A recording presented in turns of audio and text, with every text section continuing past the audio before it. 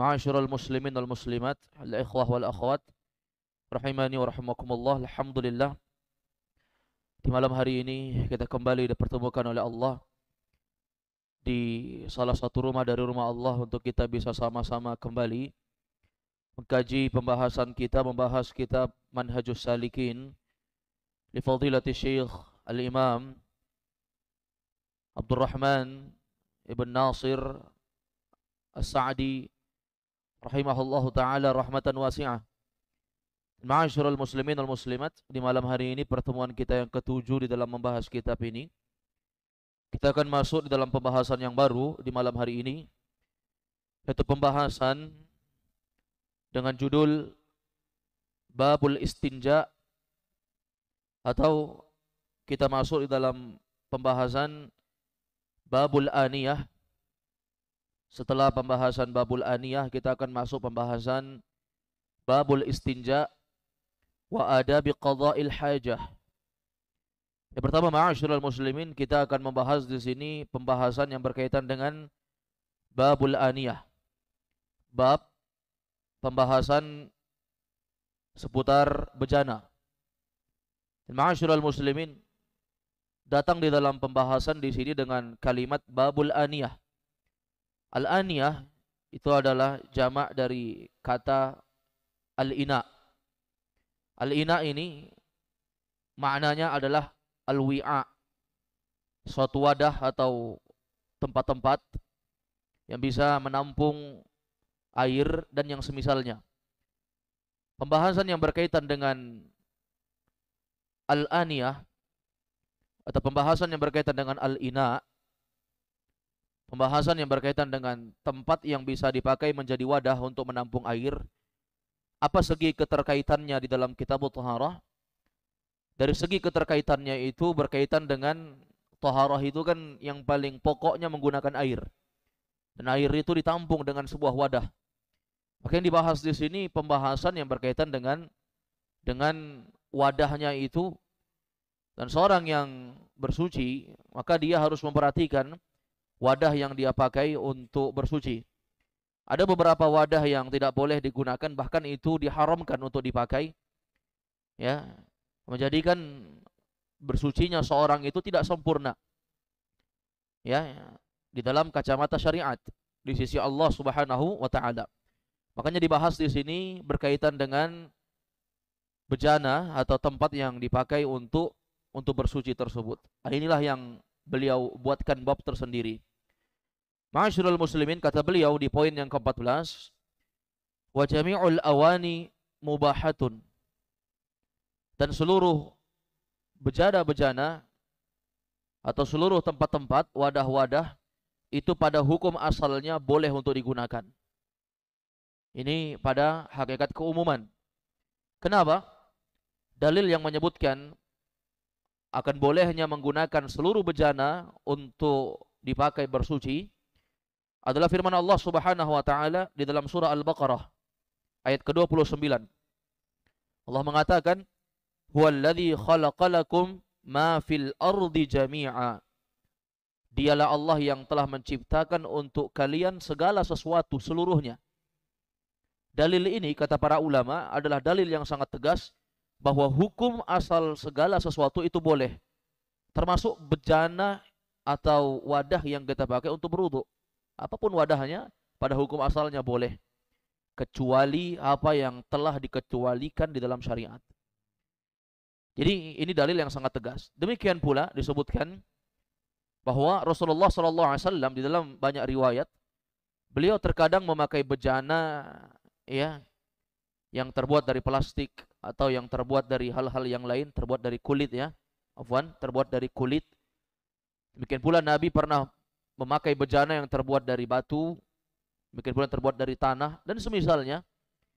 Itu menunjukkan kepada kita bahwa hukum asal memakai bejana itu boleh, kecuali apa yang dikecualikan oleh syariat. Nah, ini yang dikecualikan itu apa? Ini yang mesti kita ketahui, agar kita tidak memakai bejana sebagaimana apa-apa yang telah diharamkan di dalam syariat. Ma'asyiral muslimin, kembali kepada pembahasan, kata beliau, wa jami'ul awani mubahah. Dan seluruh bejana-bejana itu, al-awani itu adalah bentuk jamak, mufradnya adalah al-ina. Sama dengan al-aniyah, itu adalah bentuk jamak, mufradnya adalah al-ina. Dan hukum memakai segala jenis bejana itu hukum asalnya tidak apa-apa, hukum asalnya mubah.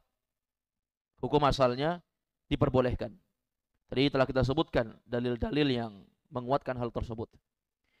Kemudian di poin yang ke-15 kata beliau, illa aniyatadz dzahabi wal fiddah wa ma fihi syai'un minhuma illa al-yasira min al-fiddati lil hajah.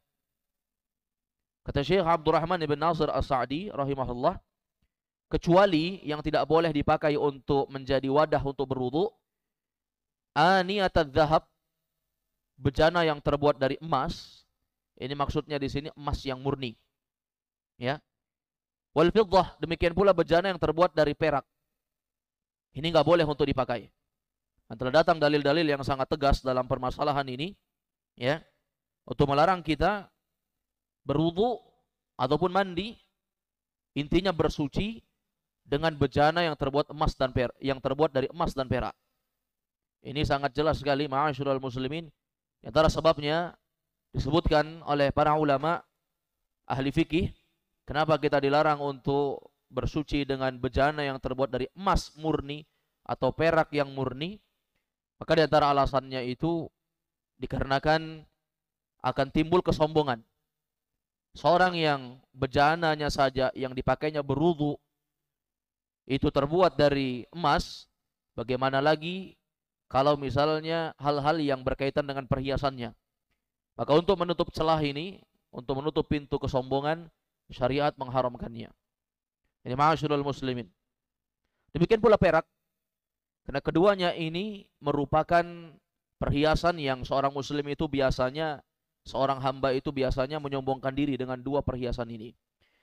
Jadi ma'asyiral muslimin, sangat tegas sekali dalam syariat diharamkan seorang yang bersuci dengan bejana yang terbuat dari emas dan perak.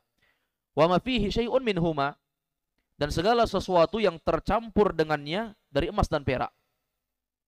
Jadi walaupun misalnya ada benda yang tercampur, ya, tercampur antara emas dan perak. Misalnya ada gelas yang dia pakai, misalnya ini gelas, ya.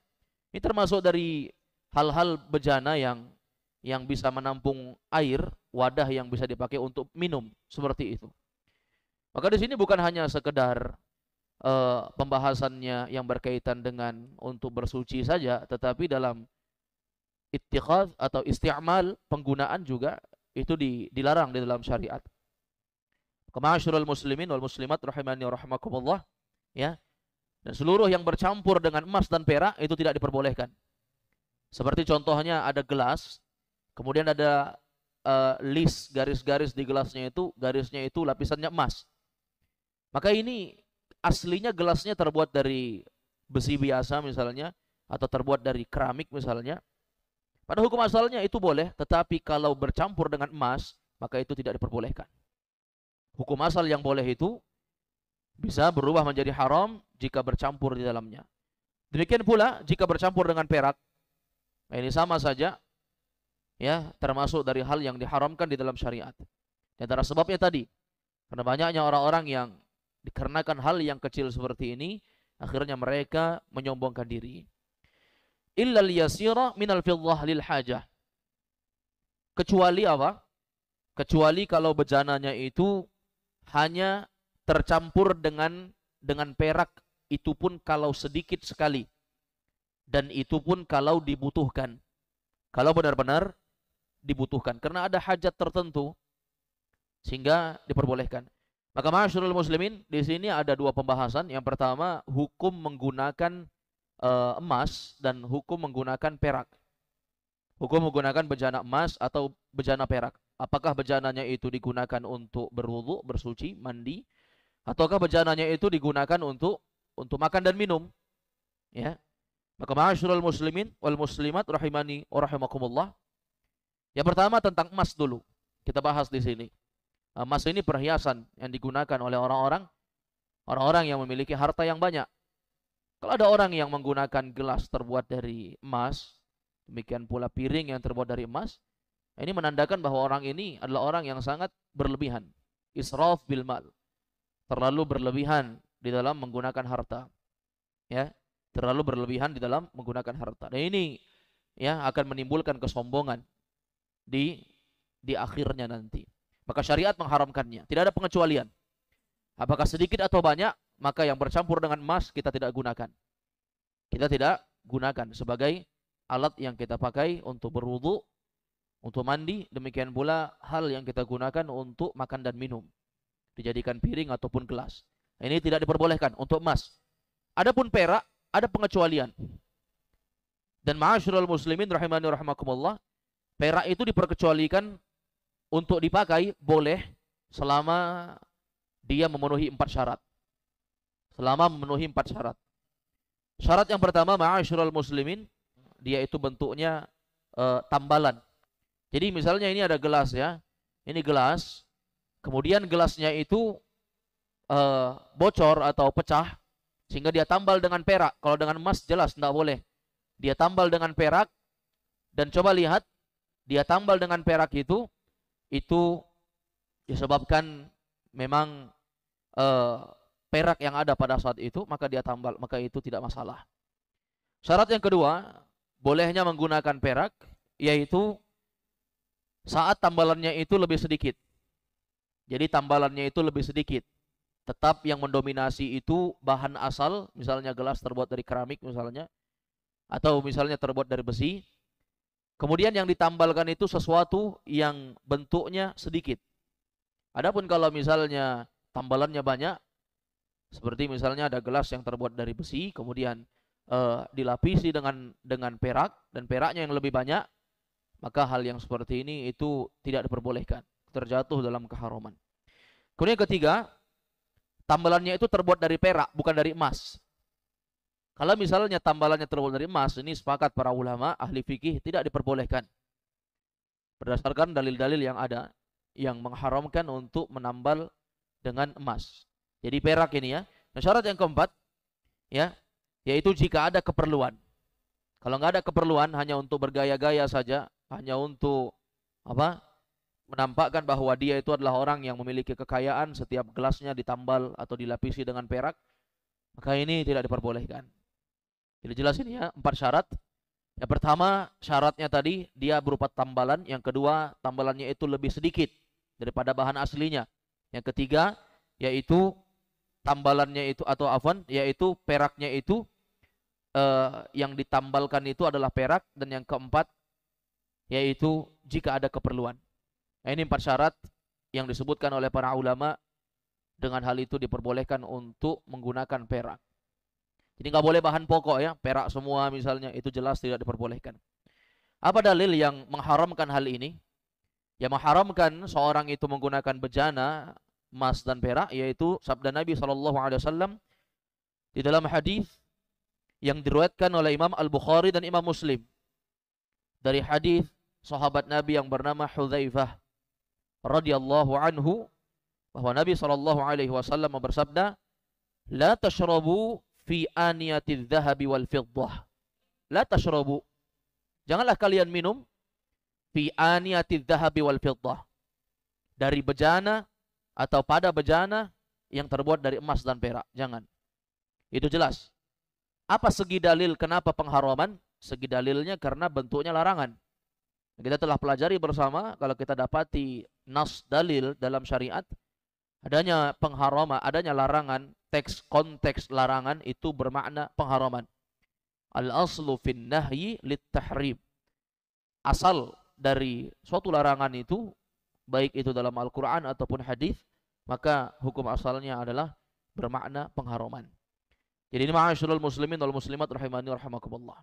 Kalau emas dilarang, maka juga perak dilarang. Kecuali tadi perak yang dipersyaratkan 4 syarat ya. Yang itu khusus untuk perak, adapun emas sepakat tidak diperbolehkan. Coba lihat ma'asyiral muslimin di sini. Yang pertama, Nabi melarang untuk minum dari bejana yang terbuat dari emas dan perak. Itu dilarang. Dan janganlah kalian makan. Nah, ini di kali yang kedua Nabi katakan jangan makan. Jangan makan pada piring-piring yang terbuat dari bejana emas dan perak. Yang terbuat dari emas dan perak. Nah, ini ma'asyiral muslimin wal muslimat, tegas dari Nabi, makan dan minum tidak diperbolehkan. Termasuk di dalamnya apa? Termasuk di dalamnya untuk bertoharoh. Ya, bejana yang kita gunakan itu untuk bertoharoh, gayung atau tempat yang kita gunakan untuk berwudu. Sekarang ma'asyiral muslimin kita lihat orang berwudu itu rata-rata menggunakan keran ya.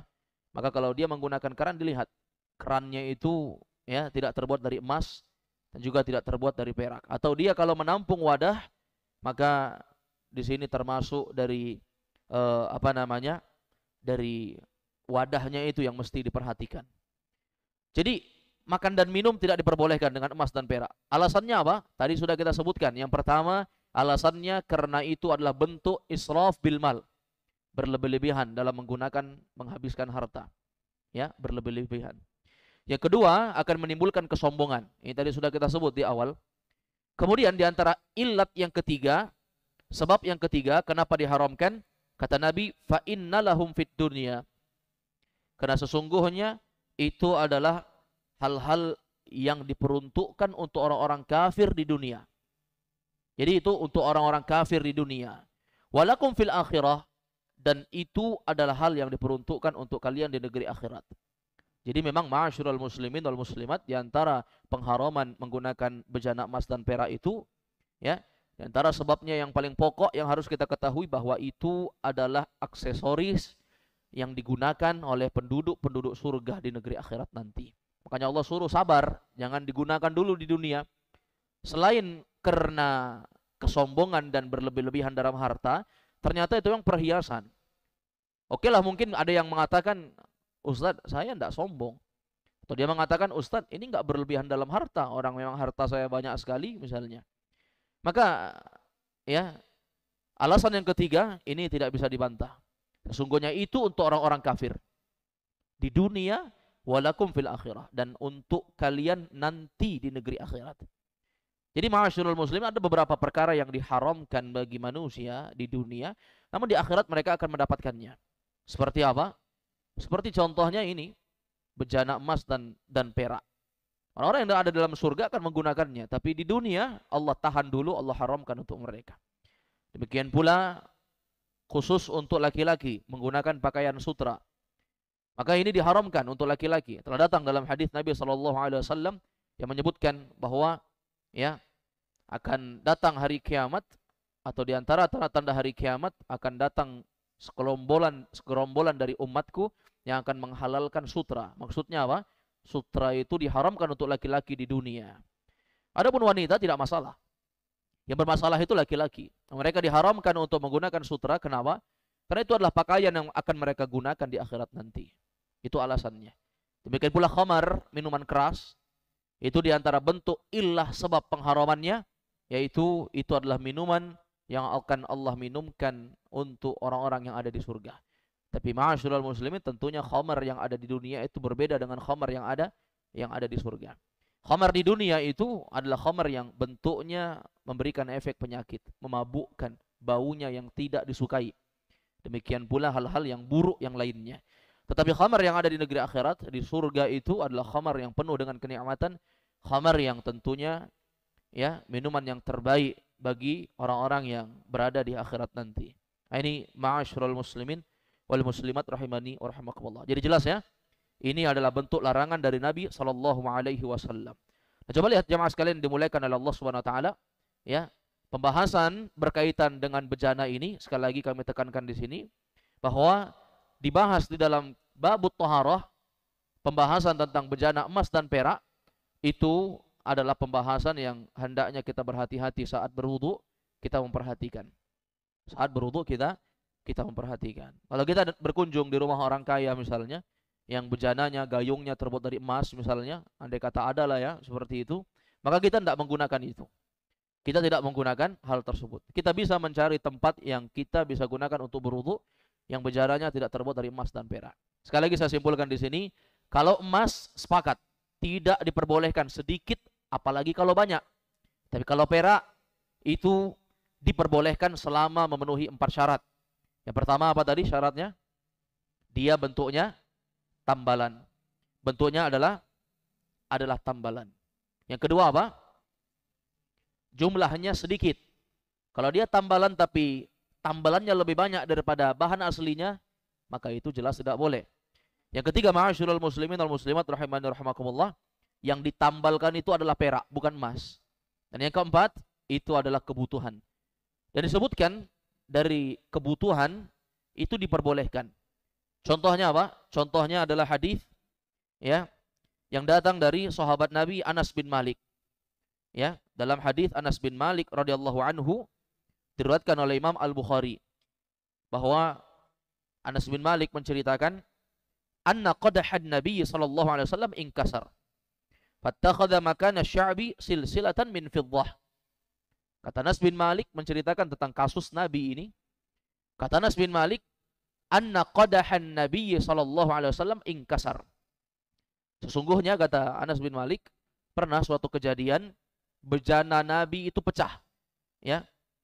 Periuk Nabi atau bejana Nabi itu pecah. Pecah ya. Ini ma'asyiral muslimin. Inkasara itu maknanya pecah. Atau bocor. Fattakhadha makana sya'bi silsilatan min fiddah. Maka Nabi SAW menambalkan, beliau tempelkan dari secuil perak, silsilah, itu apa namanya, tambalan-tambalan perak ditempelkan di bagian yang pecah dari tambalan yang terbuat dari perak. Itu coba lihat dari hadis. Yang pertama disebutkan di situ bejana Nabi pecah. Yang kedua, Nabi menambalkannya dengan perak. Dan itu adalah kebutuhan. Jadi kalau pecah atau bocor, baru ditambal dengan perak, itu tidak apa-apa karena dibutuhkan. Tapi kalau tidak ada kebutuhan, hanya sekedar misalnya gelas seperti ini, ya gelas, atau gelas yang terbuat dari apa namanya misalnya besi, kemudian setelah itu kita hanya mau memberikan list atau hiasan-hiasan, maka kalau seperti itu namanya nggak dibutuhkan. Kalau itu haram hukumnya. Walaupun dia sedikit, walaupun yang ditambalkan adalah perak, ya, walaupun apa namanya dia adalah sesuatu yang apa namanya bentuknya tambalan. Jadi kalau memang tidak dibutuhkan kita tidak lakukan. Kalau memang tidak dibutuhkan kita tidak lakukan. Adapun emas sepakat itu sama sekali tidak diperbolehkan. Ini ma'asyiral muslimin wal muslimat rahimani wa rahimakumullah.